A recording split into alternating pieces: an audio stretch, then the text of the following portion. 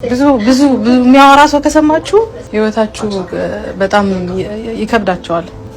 ህይወትን የሚያቀል ሳይሆን ህይወትን የሚያከብድ ሰው ነው የበዛው። ስለዚህ አትስሙ፣ ሰውን አትስሙ፣ ፈጣሪን ብቻ because እዚህ ያለነው በፈጣሪ ነው። በሰውማ በኢየሱስ አንድ እርምጃ መራመድ አንችልም። ስለዚህ ሰውን እንዳትሰሙ።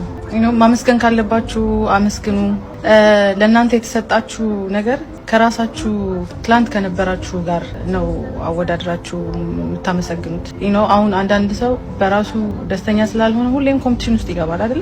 ኮምፒቲሽን ውስጥ የሚገባው የራሱን ነገር ስለማይወድ ነው። አሁን ሐሰተኛ ነቢያቶች አልተነሱ። አሁን ዝም ብሎ ወረበላ ነው። ኪስ አውላቂ ወረበላ ገንዘብ ፈላጊ ነው እንጂ እውነተኛ ሐሰተኛ ነቢያቶች አልተነሱ። እውነተኛ ሐሰተኞች እኮ ሲነሱ በቃል እኮ ያሉ ክርስቲያኖችን እስኪያስቱ ድረስ ከሰማይ ሰማያት ገና ዝናብ ያዘንባል።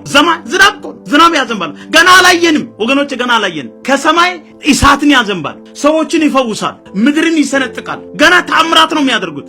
ገና እውነተኛ ነቢያቶች ያላደረጉትን ነገር ገና ተአምራትና ድንቅ የሚሰሩ ሰዎች ገና ይነሳሉ። ይሄን ታውታላችሁ። በቅርብ ጊዜ ዓለም አንድ እናደርጋለን። በዓለም ላይ ተአምራት እናደርጋለን።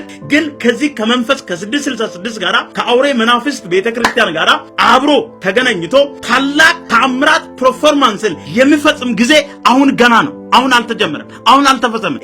ሚዲያ ላይ እንደ ዶሮ የሚኳኳው ኖ። ስለዚህ ለዚህ ቀን እኛ መዘጋጀት የለብን። እውነተኛ አገልጋዮች ከምድራችን መነሳት የለባቸውም ወይ? እንደ ጴጥሮስ የጨከኑ፣ እንደ ጳውሎስ የጨከኑ፣ እንደ ዮሐንስ የጨከኑ፣ እንደ ሙሴ የጨከኑ፣ እነ ኤልያስ የጨከኑ፣ እነ ኤልሳ የጨከኑ እውነተኛ ነቢያቶች ከምድራችን ከሀገራችን መነሳት የለባቸውም ወይ? አሁን በፊታችን ላይ ያለው መነጠቅ ነው ያለው። ራፕቸር ይላሉ ግሪኮች፣ ራፕቶ ይላሉ። መወሰድ ነው ያለው ፊታችን ላይ። ያ ምንድነው? ተሰሎንቄ መጽሐፍ አንደኛ ተሰሎንቄ ምዕራፍ 4 ላይ ወደ መጨረሻው ገደማ ላይ የሚናገረው ጌታ ራሱ በትእዛዝ በመላእክት አለቃ ድምፅ በታላቅ የቀንደ መለከት ድምፅ ኢየሱስ ክርስቶስ ከሰማየ ሰማያት ይወርድና የት ጋር እንደሆነ ስፍራው አይታወቅም። ነገር ግን ወደ ምድር አይመጣም። በዛ በታላቅ ክብርና በታላቅ በረከት በታላቅ የእግዚአብሔር ክብር ኢየሱስ ክርስቶስ ከሰማይ ከወረደ በኋላ የሚሆንበት ስፍራ አይታወቅም። መጽሐፍ ቅዱስ የማይለውን ነገር ማለት አደጋ አለበት። አይታወቅም ወርዶ የሚቀመጥበትን ቦታ። ከዛ በኋላ ምን ይሆናል? እኛ ሕያዋን ሆነን አሁን እንደዚህ ያለ ነው በጌታ በኢየሱስ ክርስቶስ አምነው የሞቱትን አንቀድማቸው። ይሄ ቀንደ መለከቱ ድምፅ ሲሰማ በጌታ በኢየሱስ ክርስቶስ አምነው የሞቱት ቅዱሳን አስቀድመው ይነሳሉ። ምን ሆነው ይነሳሉ? የማይበሰብሰውን የማይሞተውን የከበረውን የትንሣኤውን አካል ለብሰው ይነሳሉ። እነሱ ከተነሱ በኋላ እኛ ደግሞ ሕያዋን ሆነን ያለነው በምድር ላይ ያለነው በቅስፈት ዓይን መጽሐፍ ቅዱስ በቅስፈት ዓይን እንለወጥና የተነሱትና እኛ የተለወጥነው አንድ ላይ ሆነን ይላል መጽሐፉ ጌታን በአየር ለመቀበል እንነጠቃለን። እንደዚሁም ሁል ጊዜ ከጌታ ጋራ እንሆናለን ይላል መጽሐፍ ቅዱስ። እንግዲህ ቤተክርስቲያን ስትወሰድ ምን ይሆናል መሰላችሁ? 70ኛው ሱባኤ ይሞላል። ስለዚህ ስለ ሱባኤ ትንሽ ነገር ነው መናገር መፈለገው፣ ትንሽ አይዲያው ሐሳቡ እንዲኖራችሁ። ኢየሱስ ክርስቶስ በመስቀል ላይ እስከሚሞት ድረስ የነበረው 62 ሱባኤ ነበረ። መሲህ ከ62 ጊዜ 7 በኋላ በዳንኤል መጽሐፍ ምዕራፍ 9 ላይ መሲህ ይገድላል። ልክ ኢየሱስ ክርስቶስ በቀራንዮ መስቀል ላይ ሲሞት 69ኛው ሱባኤ ገባ። አሁን ከኢየሱስ ክርስቶስ መስቀል ላይ ከሞተበት ጀምሮ ቤተክርስቲያን እስከምትነጥቅበት መካከል ላይ ያለው 69ኛው ሱባኤ ላይ ያለ ነው። ከኢየሱስ ክርስቶስ ሞቶ ከተነሳበት ከዛ እስከ ኢየሱስ ክርስቶስ እስከ መነጠቅ ድረስ ያለው 69ኛው ሱባኤ መካከል ላይ ያለ ነው። ልክ ቤተክርስቲያን ስትወሰድ 70ኛው ሱባኤ ይሞላል። አንድ ትልቅ ሚስጥር አለ እዚያ ወገኖቼ ሆይ፣ የምንነጠቀው የሚወስደን ከ70ኛው ሱባኤ የእግዚአብሔር ቁጣ በማያምኑ ፈሪሃ እግዚአብሔር በሌላቸው በሚያፌዙ በሚሳደቡ በእግዚአብሔርና በክርስቶስ ላይ በመንፈስ ቅዱስ ላይ በሚያላግጡት ላይ ታላቁን የመከራ ጽዋ ሊያፈሳው ከመጀመሩ በፊት ቤተክርስቲያን ስትነጠቅ 70ኛው ሱባኤ ሲሞላ ታላቁ መከራ ይጀምራል። የሰባቱ ዓመት ታላቁ መከራ ሲጀምር እንግዲህ ተመልከቱ ወገኖች ሆይ ልክ ቤተክርስቲያን ስትወሰድ ምንም አይነት ቅድመ ሁኔታ የለም። ምንም አይነት ቅድመ ማስጠንቀቂያ ነገር የለም። ነገሩ የሚሆነው መነጠቅ የሚሆነው ድንገት ነው። እኔ እንደዚህ የሰበኩ ሊሆን ይችላል፣ እቤት ተኝተን ሊሆን ይችላል፣ መኪና እየነዳን ሊሆን ይችላል፣ አውሮፕላን እየሄደ ባቡሩ እየሄደ መኪናው እየሄደ የሚነዳው ሰውዬ ሊወሰድ ይችላል። ይኸው እንዲህ ይላል ሲናገር መጽሐፍ ቅዱስ ማቴዎስ ምዕራፍ 4 ላይ ዓለም ከተፈጠረ ጀምሮ ያልሆነ፣ አስተውሉ ወገኖቼ፣ ዓለም ከተፈጠረ ጀምሮ ያልሆነ እንግዲህም ከቶ የማይሆን ታላቅ መከራ ይሆናል። መቼ? ቤተ ክርስቲያን ስትወሰድ የሰባቱ ዓመት ታላቁ የመከራ ጊዜ ሲጀምር የሚጀምረው በምን መሰላችሁ? ለምሳሌ መኪና እየነዳ የሚሄደው ሰው በጌታ አምኖ የዳነ ከሆነ ሲወሰድ መኪናው ያለ ሾፌር ነው ያለው። ምን እንደሚሆን መገመት ይቻላል። ስንት መኪና እንደሚጋጭ፣ ስንት ሰው በዛን ሰዓት እንደሚያልቅ። አውሮፕላን የሚነዱ ፓይለቱ ኮፓይለቱ ሁለቱም የጌታ ልጆች ከሆኑ ሁለቱም አውሮፕላኑን አየር ላይ ስንት ሺህ ጫማ ላይ እንደሆነ እንግዲህ አስቡት። በ20 ሺህ በ30 ሺህ ጫማ ላይ እያለ ሲወሰዱ ሆስቴሶቹ ምግብ ይዘው ወደ ኮክፒት ይባላል እዚህ አውሮፕላን እንትኖት ፓይለቶቹ ያሉበት ሲገቡ ባዶ ሆኖ ቢያገኙት ልታናግራት ጓደኛዋ ጋር ወደ ሆስቴሷ ስትመለስ ጓደኛዋ ሆስቴስ ተነጥቃለች። ወደ ሰው ሲሄዱ ከአውሮፕላን ውስጥ የተነጠቁ አሉ። አውሮፕላኑ ምን እንደሚሆን መገመት የሚያዳግት ይመስላችኋል? ባቡሩ ምን እንደሚሆን መገመት የሚያዳግት ይመስላችኋል? አውቶቡሱ፣ ትምህርት ቤት ወላጆቻቸው ልጆቻቸውን ፍለጋ ሲሮጡ ሕፃናቶች በሙሉ ሄደዋል። ባል በጌታ ነው፣ ሚስት ታፌዛለች። ባል ሄዷል፣ ሚስት ስትመጣ ልብሱ ነው ያለው፣ የለም እሱ ሲያፌዝ እሷ ደግሞ ወደ ጌታ ሄዳ።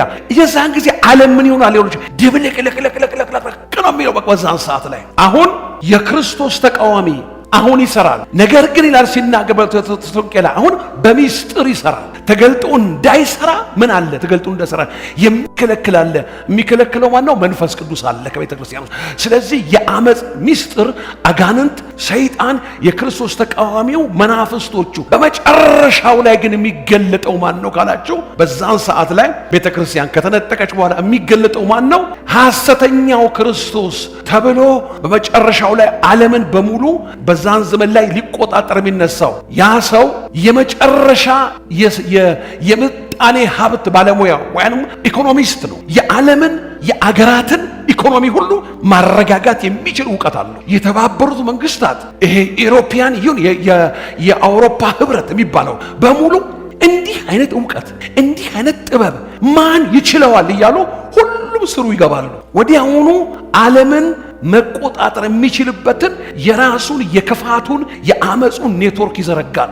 በመነጠቅ ሰዓት ላይ ያልተነጠቁ እንደ እግዚአብሔር ቃል የማይመላለሱ ስጋውያን ክርስቲያኖች ሁሉን ነገር ስለሚያውቁ ወንድሙ እህቱ አብረው የሚያገለግሉ ስለሄዱ እውነቱን ያውቃሉ።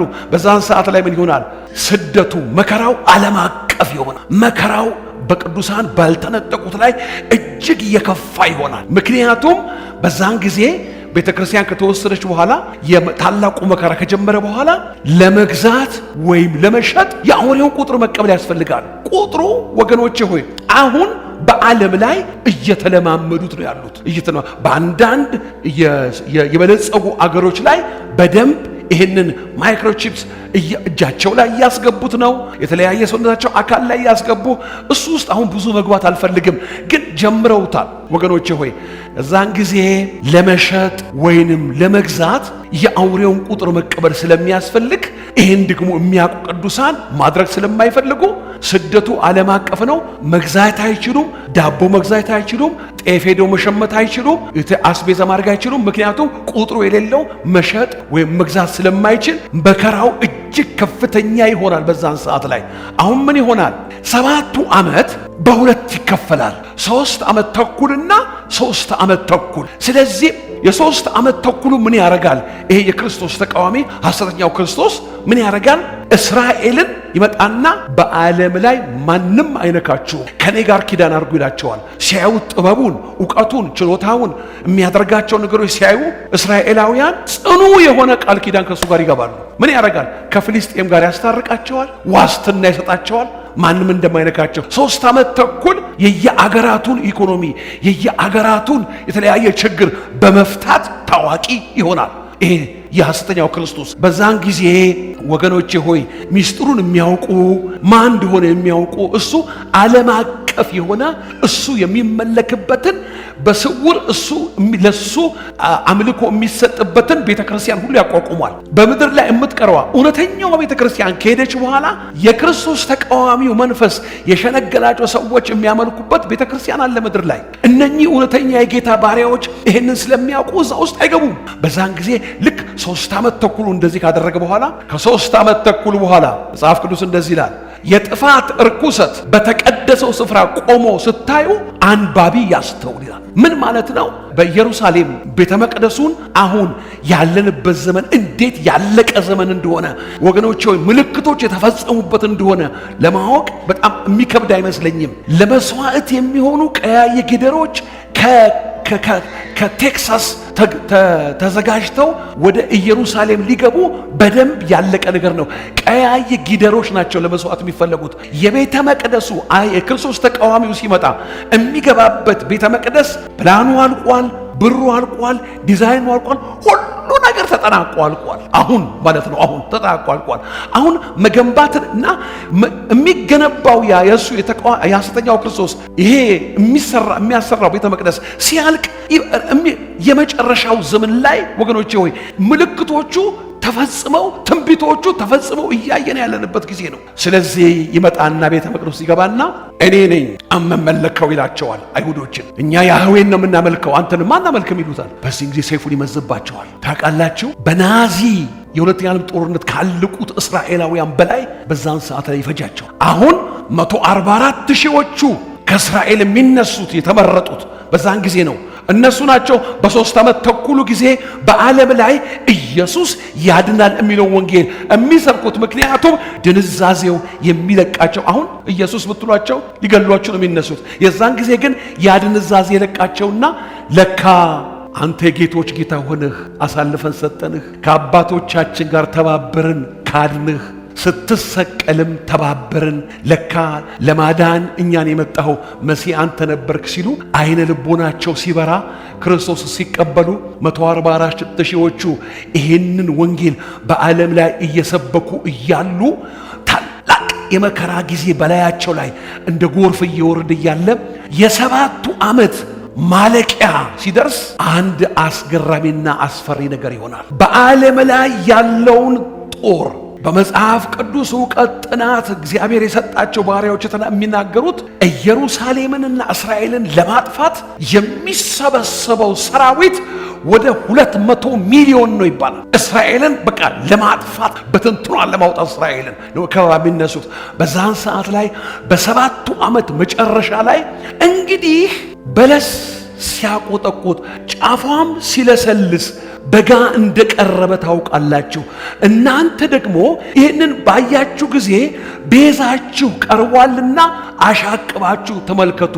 የሰው ልጅ ይላል ወገኖቼ ሆይ የሰው ልጅ የሰው ልጅ ኢየሱስ ክርስቶስ ነው። መብረቅ ሲበርቅ ከምስራቅ እስከ ምዕራብ እንደሚታይ በመነጠቅ ጊዜ አይታወቅም፣ ድንገት ነው። በሁለተኛው ዳግም ምጽአቱ ግን በሚሆንበት ጊዜ ሁሉም ያውቃል። እንግዲህ ቤዛችሁ በደጅ ቀርቧልና አሻቅባችሁ እዩ። ሁሉም የክርስቶስን ዳግም ምጽአት በዛን ጊዜ የሚቀሩት ያውቁታል። ምጽአቱ አንድ ነው፣ ደረጃው ግን 2 አይነት ነው። የመጀመሪያው መነጠቅ ነው።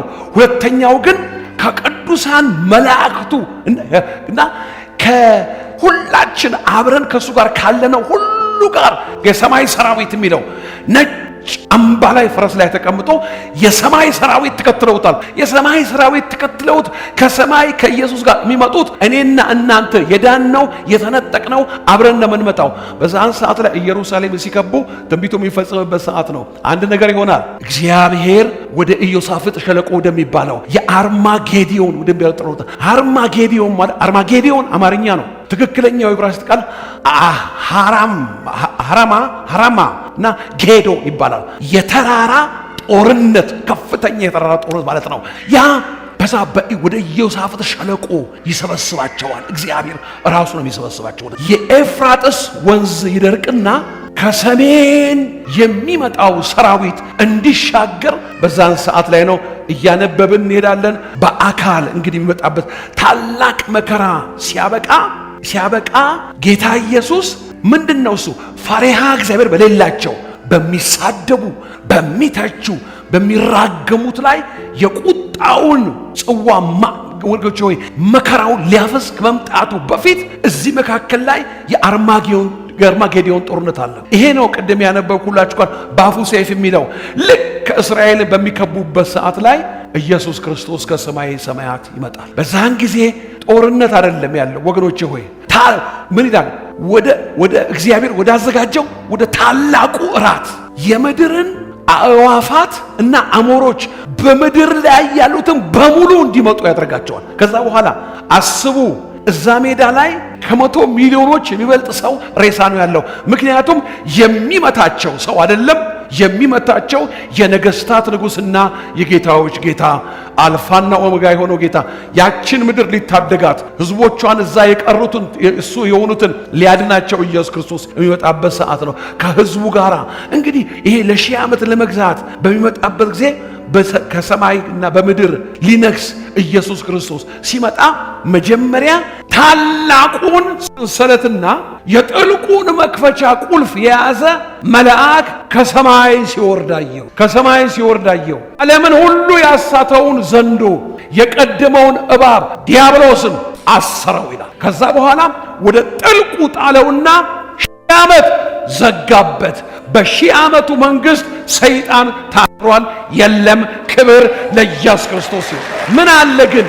የሰው የልብ ክፋት አለ ያለ ሰይጣን። ብዙ ጊዜ አሁን እኮ ብዙ ነገሮችን ሰይጣን ነው ተሳስቶ ነው እንበል፣ ግድ የለም ይሁን እስቲ። የዛን ጊዜ ግን ማን ይባላል? የሰው የልብ ክፋት ራሱ በክርስቶስ መንግስት ላይ ማመጽ ይጀምራል። ለዚህ ነው በብረት በትር ትገዛቸዋለህ ይላል። ቀልድ የለም። ብድግ ብሎ አምጾ እንደፈለጉ መሆን የለም። ሕጉ በስነ ስርዓት ካልተፈጸመ ወገኖቼ ሆይ ተቃጥቅጦ በብረት በትር ማለት ፍርዱ ከባድ ነው ማለት ነው። በዛን ሰዓት ላይ ማመጽ አይቻልም። ምክንያቱም የሰላም መንግስት ነው። ምንድነው? አለቅነት በጫንቃው ላይ ይሆናል። ስሙ ድንቅ መካር፣ ኃያል አምላክ፣ የዘላለም አባት፣ የሰላም አለቃ። አለቅነት በጫንቃው ላይ የት ነው? በ1000 ዓመቱ መንግስት ላይ። የሰላም አባት ለምን ተባለ? ሰማይ ውስጥ ምን ሰላም አባት መባል ያስፈልጋል? ሰማይ ውስጥ የሰላም አለቃ የተባለው የሰላም አለቅነቱ ሰማይ ውስጥ እኮ አይደለም። ሰማይ ውስጥማ የነገስታት ንጉስ ነው። በአዲሲቱ ኢየሩሳሌም እዛ ውስጥማ ታላቅ በቋንቋ የምንገባው አገር ነው። አሁን ግን የሰላም አለቃነቱ በ1000 ዓመቱ ላይ ነው። የሰላም አለቃ ነው። የሰላም ንጉስ ነው። አለቅነት በጫንቃው ላይ ነው። መዲናውን ኢየሩሳሌም አድርጎ ዓለምን ያስተዳድራል። ቅዱሳን በተለወጠው የትንሣኤ አካል ያሉ የእግዚአብሔር ልጆች በዓለም ሁሉ በተለያየ ቦታ ላይ አስተዳዳሪዎች ናቸው። ለዚህ ክብር ላበቃን ጌታ ክብር ይሁን። በአርማጌዶን ጦርነት ኢየሩሳሌምን የከበቡትን ካጠፋቸው በኋላ አዋጅ። አቤት የሚገርመኝ አንድ ነገር ነው ወገኖች፣ እቺ ምድር ዓለም ትንሽ ወደ ፀሐይ ጠጋ ብትል ትቀልጣለች። ምን ያህል የፀሐይን ሙቀት እንድታውቁ ነው የምፈልገው። ኤቭሪ ሚኒት ኤክስፕሎዥን አለ ውስጧ። አይታችሁ እንደሆነ አስትሮኖመርስ የሚያሳዩ በውስጧ የማያቋርጥ ፍንዳታዎች አሉ። በፀሐይ ውስጥ ከፍተኛ ሙቀት ነው ያላት። እግዚአብሔር ይሁት ምን አይነት ካልኩሌት፣ እንዴት አይነት ማቴማቲሻን፣ እንዴት ያለ ፊዚሻን እንደ እግዚአብሔር ያለ ማን አለ ወገኖቼ? ወይ ምድርን እንዳትጠጋ ለሰው እንደምንሞቃት አድርጎ እግዚአብሔር አስተካክሎ፣ ትንሽ ደግሞ መሬት ራቅ ብትል በረዶ ሆነን ፍሪዝ አድርገን የምናልቀው ጠቅላላ ትንሽ ወደ ታች ቢያደርገን ቢያስጠጋን ደግሞ ቀልጠን የምናልቀው አመጣጥኖ አቆማት። እዛች ፀሐይ ውስጥ የሚቆም መልአክ አለው። በስመ አብ ወወልድ ወመንፈስ ቅዱስ። ፀሐይ ውስጥ ቆሞ አዋጅ የሚያውጅ መልአክ አለው እግዚአብሔር። ትልቅ እግዚአብሔር በእኛ አእምሮ የማይገመት በሰማይ ውስጥ ቆሞ ምን ያውጃል? ወደ ታላቁ የእግዚአብሔር እራት ለማን የተዘጋጀው? ለአሞሮች። ምንድናቸው? ኢየሩሳሌምን እስራኤልን ሊደመስሱ ለወጣውን ሰራዊት በሙሉ ሜዳው ላይ ነው የሚያስቀረው። ከዛ በኋላ ወገኖቼ ሆይ አንድ ነገር ይሆናል። የ1000 ዓመቱን መንግስት ለመመስረት ጌታ ኢየሱስ ክርስቶስ መዲናዋ ወደ ሆነችው ወደ ኢየሩሳሌም አምልኮ ሴንተር ወደ ሆነችውና ዓለምን ሁሉ ወደሚያስተዳድርበት በኢየሩሳሌም ላይ ዓለምን ሁሉ ሊገዛ ኢየሱስ ክርስቶስ በሚቀመጥበት ሰዓት ላይ የሚሆነውን ነገር እንደዚህ ነው። ኢየሱስ ክርስቶስ 1000 ዓመት እዚህ ዓለም ላይ በአካል ይነግሳል። መጽሐፍ ቅዱስ ነው የሚለው። ቀስ እያልን ያለን አይዟችሁ። ከሰማይ ያሉ ቅዱሳን ልክ ኢየሱስ ክርስቶስ ወደ ምድር በሚመጣበት ጊዜ ከደስታቸው የተነሳ አንድ መዝሙር ይዘምራሉ፣ ሃሌሉያ የሚል ወደ ምድር ለመንገስ ሲመጣ ኢየሱስ ክርስቶስ። ወገኖቼ ሆይ ምንድነው እሱ የሚሆነው? ሰማይ ተከፍቶ አየው። መንግስቱ ሊመሰረት ሲመጣ የነገስታት ንጉሥ ለጌቶች ጌታ ሁሉ ዳግመኛ ለመምጣቱ መነሳቱን ሲገጥ ልክ ሲነሳ ከሰማይ ትልቅ ምስጋና ከቅዱሳኑ ይቀበላል። በቀደስታቸው ማናቸው? ከሰማይ እኔና እናንተ የእግዚአብሔር ሰራዊት በሙሉ ምስጋና ይሰጠዋል። እግዚአብሔር ይመስገን። ምን ያደርግ ይመጣል? በምድር ላይ እውነትንና ፍትህ ያለበትን መንግስት። በዛን ጊዜ ሶስት ለምን ነው የሚመጣው? እዛው ሰማይ ይዞን አይሄድም እንዴ? እዛው ከሱ ጋር አንኖርም እንዴ? ምን እናረጋል? ምን ያረጋል ጌታ ኢየሱስ ክርስቶስ? ቀና በሉ፣ አስተውላችሁ ስሙኝ። ልዑል እግዚአብሔር አብ ልጁ በምድር ላይ 1000 ዓመት እንዲነግስ ወስኗል። ለምን ብዬ ማታ ብቻ እንነጋገር ነበር በዚህ ጉዳይ ላይ። ምን አየው መሰላቸው? ጲላጦስ ጋር አቀረቡትና ኢየሱስን አንተ የአይሁድ ንጉሥ ነህ ሲለው አንተ አልክ ብሎ ዝም አለ። ከመረመረው ከገረፈው በኋላ እንዲሰቅሉት አሳልፈው ሰጣቸው።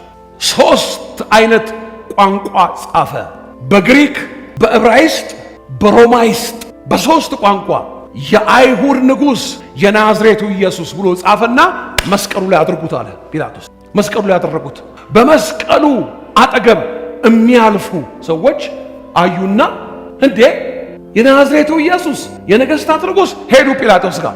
እሱ ንጉሥ ነኝ ስላለ እንጂ ንጉሳችን አይደለም አሉት። አንሳልን ጽሑፉን አሉት። አላነሳም። የጻፍኩትን ጽፌአለሁ አላቸው። አንብቡት መጽሐፍ ቅዱሳችሁን ዮሐንስ ወንጌል ላይ ነው አለ። አባቱ ይመስለኛል እኔ ነኝ እንደዚህ ምለው እንደዚህ ያለ ይመስለኛል።